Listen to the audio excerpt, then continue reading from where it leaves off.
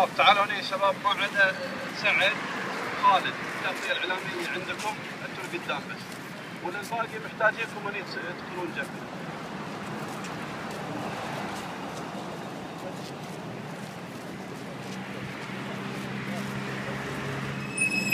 بسم الله الرحمن الرحيم، والصلاة والسلام على سيدنا محمد وعلى آله وصحبه الطيبين الطاهرين. مساكم الله بالخير جميعا، واهلا وسهلا بكم في هذا التجمع السلمي الوطني الهادف الذي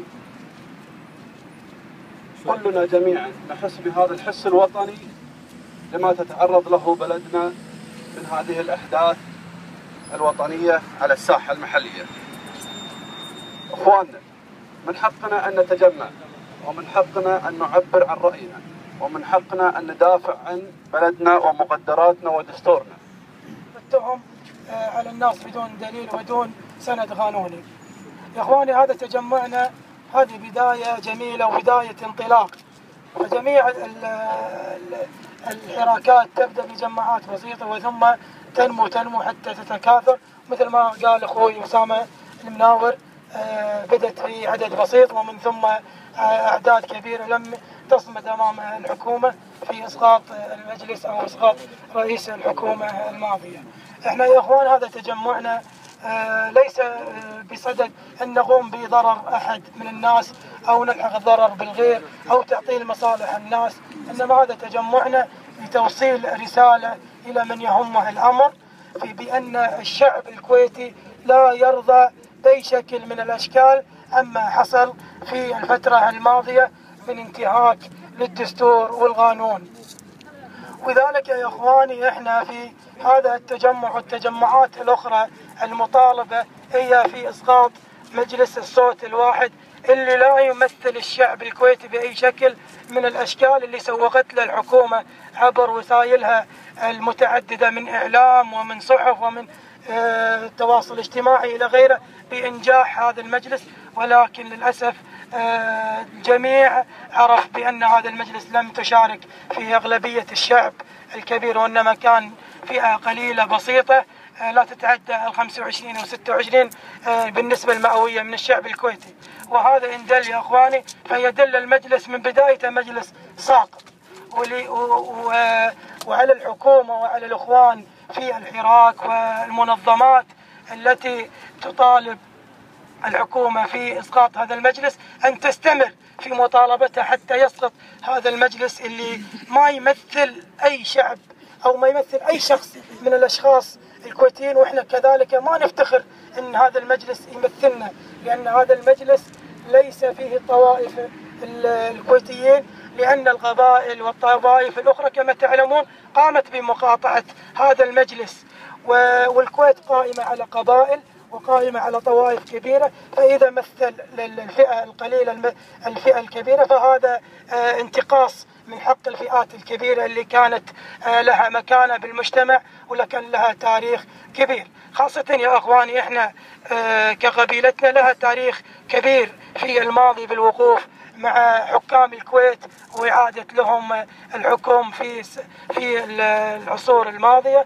والجميع يعرف التاريخ من حقبة الزمن الماضي. ويا اخواني احنا تجمعنا هذا تجمع قانوني وفق الطرق الصحيحه، وما في اي حارج قانوني، لان يا اخواني اذا لم نقوم بالتعدي على الاخرين وحكر وتعدي على حريه الناس فنصبح عندنا في الاطر القانونيه السليمه. ولذلك يا اخواني احنا نطالب الجميع بالالتزام بالقانون والالتزام في احترام الغير، حتى تكون مسيرتنا أو تجمعنا تجمع واضح سلمي تصل فيه الرسالة لمن يهم الأمر. وهذا ظني فيكم يا أخواني، وإحنا راح نستمر على هذا الوضع حتى يسقط هذا المجلس وتعود الحقوق لأهلها كما كانت في السابق. البدال فليتفضل. السلام عليكم. بسم الله والحمد لله والصلاة والسلام على رسول الله. يا أخوان الله يبارك فيكم، هذا شيء طيب أن نجتمع في خلال ساعة تتوافدون هالمكان هذا وتبون الدعوة هذه، وهذه الدعوة من تكتل شباب الرشايدة ونعم في باقي القبائل، لكن نحن في الفروانية وفي المنطقة الرابعة وفي الكويت نريد أن نثبت بأن حنا الرشايدة ما حنا مشاشين في زفر، مش زفر. أول مرة يحطون في وزير ووزيرين ونائب الرئيس، لأن ما لقوا واحد. يجب أن يكون هذا واضح يا شباب. حنا ما حنا شركس في الأردن إذا وخت القبائل على الملك تسند فيها وجته دزهم وراه. لا، حنا أهل البلد. هذه توهم يذكرونه. فيا شباب هذه أول رسالة. حنا مشاة زفر، حنا أصل البلد هذه. هذا أول رسالة. الرسالة الثانية يا شباب، المجلس هذا ما يمثلنا. قاطعناه لأنه ما يمثلنا، لأنه أتى رغبا عن رغباتنا، فهذا المجلس ما يمثلنا. هذه الرسالة الثانية. الرسالة الثالثة يا شباب، وهذه أهم رسالة، أن من يريد أن يعيدنا إلى المربع الأول ويقول ما احنا نبي صوت واحد، نبي 4 أصوات، ما نبي دائرتين، نبي 4 دوائر، هذه مو رسالتنا. رسالتنا الآن نحن نريد حكومة منتخبة. الحل بالحكومة المنتخبة يا شباب.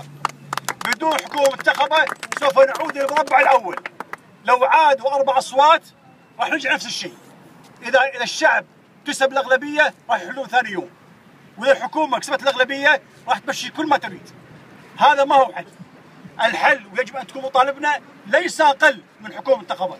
يا أخوان أرجوكم يا شباب الرشايدة، أرجوكم أن تعتلوا بهممكم. الآن المطالب الرسمية التي نريدها الآن والشعبية التي تحل هذا الإسناد السياسي هي الحكومة المنتخبة. جزاكم الله خير. إخواني الكلمة الآن للأخ مشعل حمد وهو آخر المتحدثين. تفضل. السلام عليكم يا اخوان. بسم الله الرحمن الرحيم.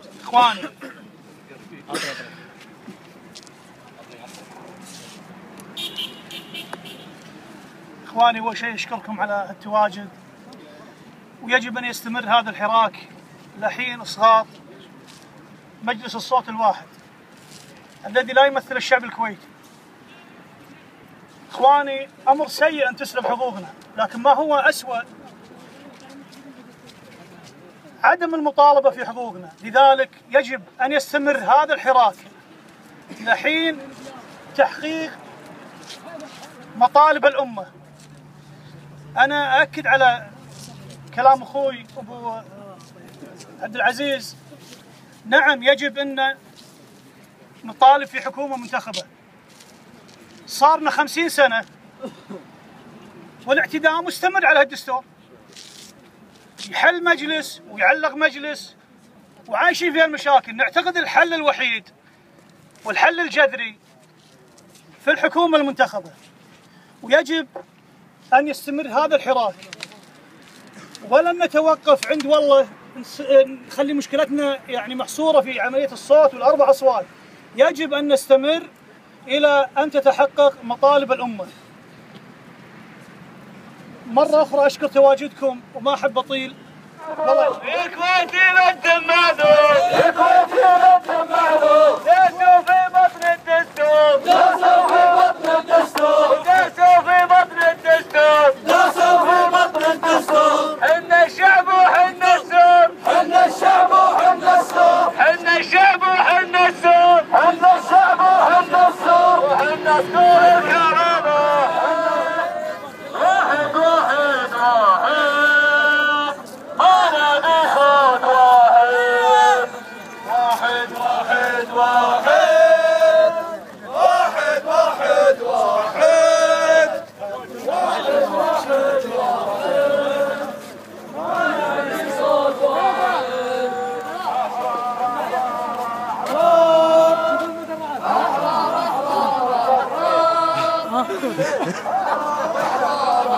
أقول لك مساعد فتح ودعمهم. شفتها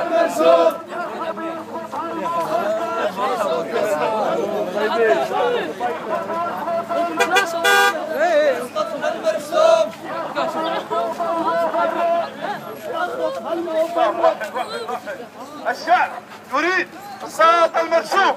الشعب يريد الصوت المرسوم.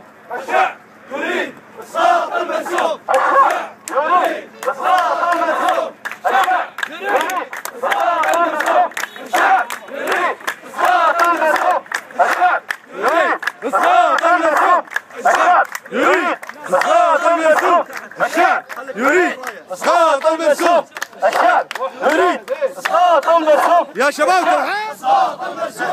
يا كويتي ما انت بمعذور، يا كويتي ما انت بمعذور، يا كويتي ما انت بمعذور، يا كويتي ما انت بمعذور. داسوا في بطن الدستور، داسوا في بطن الدستور، داسوا في بطن الدستور، داسوا في بطن الدستور. حنا الشعب، حنا الشعب، حنا الشعب، حنا الشعب، حنا السوق، حنا السوق، حنا السوق، حنا السوق، حنا صقور الكرامة، حنا صقور الكرامة، حنا صقور الكرامة، حنا صقور الكرامة.